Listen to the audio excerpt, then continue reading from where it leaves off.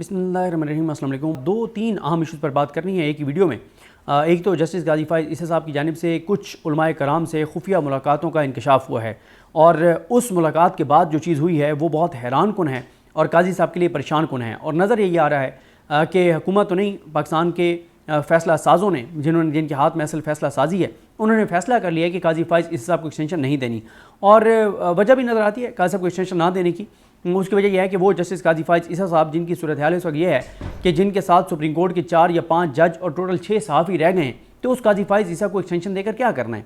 मतलब वो काजी फ़ाइज़ ईसा जो फुल कोर्ट में अक्सरियत खो बैठे हैं, वो काजी फ़ाइज़ ईसा जो कमेटी में अक्सरियत खो बैठे हैं और 2-1 से फैसले आ रहे हैं और वो बिल्कुल ना कोई हाई कोर्ट उनके कंट्रोल में है, कोई जजेस उनके कंट्रोल में है, ना कोई जज उनकी बात सुनता है और ना वो नून लीग की रिव्यू लगा सकते हैं।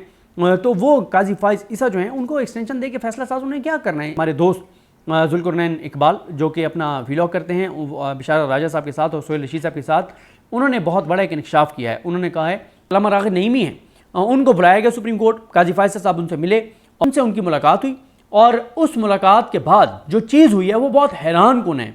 और वो हुआ ये कि काजी साहब ने तो उनको, जो ज़ुल्क़रनैन साहब ने बताया कि कायल करने की कोशिश की कि आप मुझे रेस्क्यू करें, लेकिन अल्लामा राग़िब नईमी साहब और इस्लामी नज़रियाती कौंसिल का जो प्रेस रिलीज़ आया जिसका मैंने पहले इशारतन हवाला दिया था वो मैं आपके सामने रखता हूँ। इसका मतलब यह है कि अगर नून लीग की हुकूमत का जो हिस्सा है इस्लामी नज़रियाती कौंसिल एक तरह से, और ये जो इस्लामी नज़रियाती कौंसिल है ये कहीं से पूछे बगैर ये जारी कर ही नहीं सकते ये प्रेस रिलीज़। और इसका मतलब क्या है कि अगर इनको ये प्रेस रिलीज़ जारी करने की इजाज़त दी गई है तो इट्स मीन कि फिर ये फैसला हो गया है कि काजी साहब को एक्सटेंशन नहीं देनी। और वहाँ पे ये भी हो गया है कि हमने इस मामले में काजी साहब के साथ, यानी जो कानून हाथ में लेने वाली बात है उस पर तो काजी साहब के साथ खड़ा होना चाहिए, कानून हाथ में लेने की किसी को इजाज़त नहीं है, लेकिन इस फैसले के दिफा में काजी साहब के साथ खड़ा नहीं होना, इसका मतलब है कि ये फैसला हो गया है। यही वजह है कि अंजुम अकील साहब की बड़ी सख्त तकरीर आई है, हनीफ अब्बासी साहब की भी मुझे किसी ने बताया कि उन्होंने भी बड़ी सख्त गुफ्तगू की है और इससे पहले मजहबी तंजीमें तो कर ही रही हैं सख्त गुफ्तगू। अब जरा आएँ कि इस प्रेस रिलीज़ में क्या है जो अल्लामा राग़िब नईमी साहब को बताया जा रहा है कि उनको काजी साहब ने मुलाकात के लिए बुलाया। खुफिया मुलाकात, खुफिया इसलिए कि कोई प्रेस रिलीज़ जारी नहीं हुआ सुप्रीम कोर्ट से। जब भी काजी साहब किसी से मिलते हैं एक प्रेस रिलीज़ जारी होता है कि फ़लाँ से मिले, ये बात हुई, इसका मतलब है खुफिया मुलाकात थी और इसका मतलब है कि काजी साहब के हमायत के लिए उलमा को मैनेज करने की कोशिश की जा रही है, लेकिन उलमा मैनेज नहीं हो रहे। प्रेस रिलीज़ में लिखा गया कि इस्लामी नज़रियाती कौंसिल का 228वां ख़ुसूसी इजलास आज बतारीख 8 अगस्त 2024 8 तारीख को हुआ था। 8 अगस्त 2024 को चेयरमैन इस्लामी नज़रियाती कौंसिल डॉक्टर मोहम्मद राग़िब हुसैन नईमी की ज़ेर सदारत मुनक़्क़द हुआ। कौंसिल ने क्रिमिनल नज़रसानी पटिशन नंबर 2/2024 मुबारक सानी केस के मुतालिक सुप्रीम कोर्ट के फैसले की मुतअद्दिद शिकों पर तहफ़्फ़ुज़ात का इज़हार किया। इस सिलसिले में कौंसिल जल्द तफसीली रिपोर्ट सुप्रीम कोर्ट को अरसाल करेगी।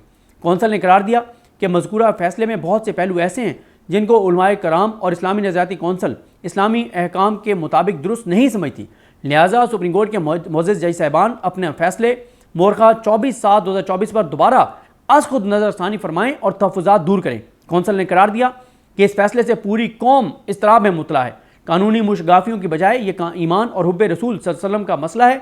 तमाम तबक़ात को बाहिमी मफाहमत से इसको हल करने की कोशिश करनी चाहिए। कौंसिल उम्मीद रखती है कि मुअज़्ज़िज़ अदालत उज़्मा इस फैसले की जल्द नज़रसानी करेगी और हुकूमत बिलखसूस वज़ीर-ए-आज़म इस सिलसिले में हर हवाले से मौसर किरदार अदा करेंगे।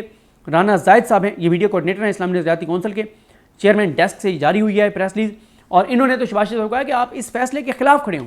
अब शहबाज शरीफ साहब ना इस फैसले के खिलाफ खड़े हो रहे हैं, कोई एक बयान शहबाज शरीफ का नहीं आया कि मुबारक सानी केस गलत है। क्यों? काजी साहब से भी नहीं बिगाड़ना चाहते।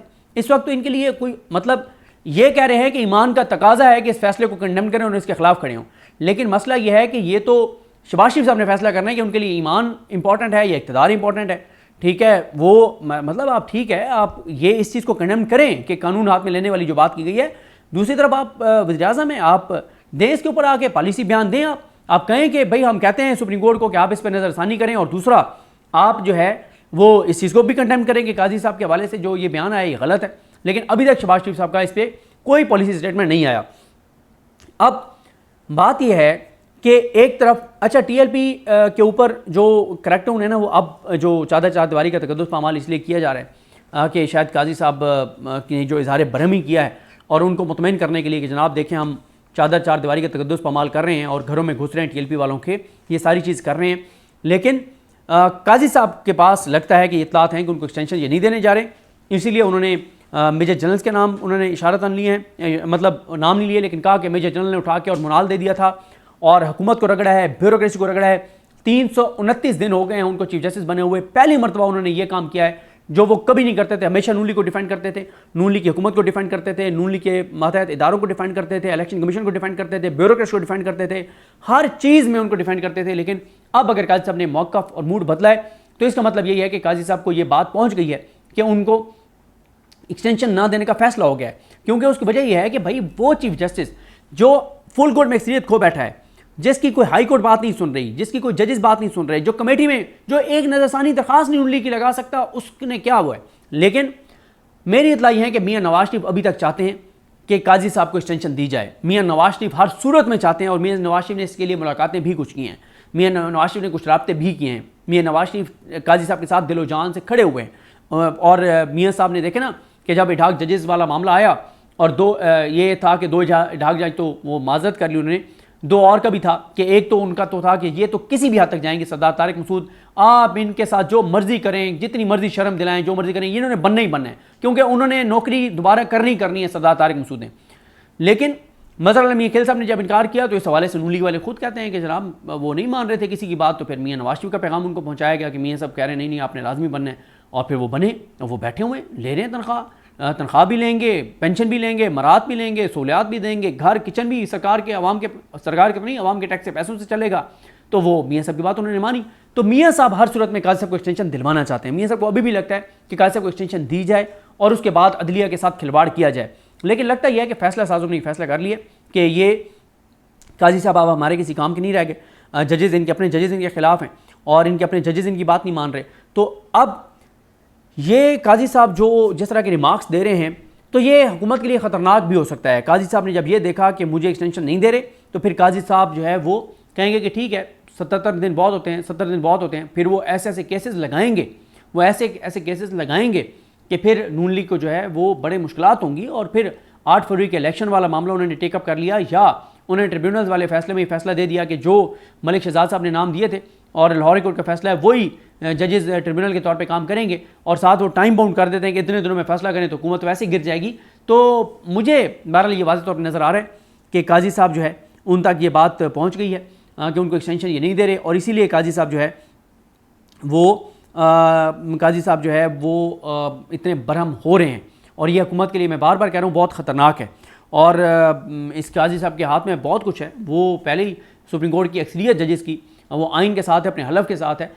सिर्फ 4-5 जजेस हैं जो काजी फैसल साहब के साथ हैं, और वो मतलब जिस तरह के उन्होंने फैसले दिए मुख्तलिफ नशिस्तों वाले में टोटल 4 ही जज हैं ना जो जिन्होंने जुज़वी तौर पे मुकम्मल तौर पे नून लीग और पीपल्स पार्टी के हक़ में फ़ैसला दिया है। नईम अफ़गान साहब, अमीनुद्दीन खान साहब, जमाल खान दुखैल साहब, काजी साहब, और जो इन 13 के अलावा जो 4 जज हैं सुप्रीम कोर्ट में जो आए हैं वो 3 आए हैं और एक जो है वो मुसरत हिलाली साहब हैं। मुसरत हिलाली साहब रिमार्क्स सारे और देती हैं, लगता यही है कि बड़ी अपनी हलफ के साथ कमिटेड है, ये आइन के साथ बड़ी कमिटेड हैं, ये पाकिस्तान और पाकिस्तान के लोगों के साथ बड़ी कमिटेड हैं, लेकिन एंड में वो दस्तखत वहाँ पे करती हैं जहाँ काजी फ़ाइज़ ईसा साहब कहते हैं, और वो हैं। उसके अलावा मलिक शहजाद साहब जो हैं वो आपको पता है वो आइन के साथ खड़े हुए हैं, वो अपने हलफ के साथ खड़े हुए हैं। शायद बिलाल हसन साहब जो हैं उनका अभी तक नहीं पता कि वो किस तरफ जाते हैं। अकील अब्बासी साहब जो हैं वो भी अभी तक तो उनके रिमार्क्स जो है वो ट्रिब्यूनल वाले में वो वही थे जो होने चाहिए थे, लेकिन वो किस तरफ जाते हैं ये पता चलेगा। तो इसलिए काजी साहब अक्सरियत खो बैठे हैं फुल कोर्ट में, और जब वो अक्सरियत खो बैठे हैं तो फिर इदारों को क्या ज़रूरत है उनको एक्सटेंशन देने की। लेकिन इंटरेस्टिंग टाइम शुरू हो गया है, ज़बरदस्त टाइम शुरू हो गया है, और काजी साहब कोई भी केस ऐसा लगा सकते हैं जो नून लीग के गले पड़ सकता है। तो काजी साहब कहेंगे ठीक है, फिर जब आप मुझे एक्सटेंशन नहीं दे रहे तो फिर आपको भी मैं ठीक है 8 फरवरी को मैंने ही इंतखाबात करवाए, मैंने लेवल प्लेइंग फील्ड नहीं दी, मैंने बल्ला छीना, मैंने इलेक्शन कमीशन को सपोर्ट किया, मैंने ब्यूरोक्रेसी को बतौर आरओ बहाल किया, मैंने जबरी गुमशुदगियों पे कुछ नहीं किया, मैंने सलमान कराची की पिटीशन नहीं उठाई थी। तो फिर अब आओ मैदान में, फिर मैं चलता हूँ अपने हलफ के मुताबिक, मैं चलता हूँ आइन के मुताबिक, मैं चलता हूँ कानून के मुताबिक, मैं फिर पाकिस्तान और पाकिस्तानियों को सोचता हूँ, तो फिर हुकूमत को लग पता जाएगा, हुकूमत के लिए बहुत मुश्किल सूरत हाल हो जाएगी। लेकिन काजी साहब बहुत मुश्किल में बहरहाल हैं।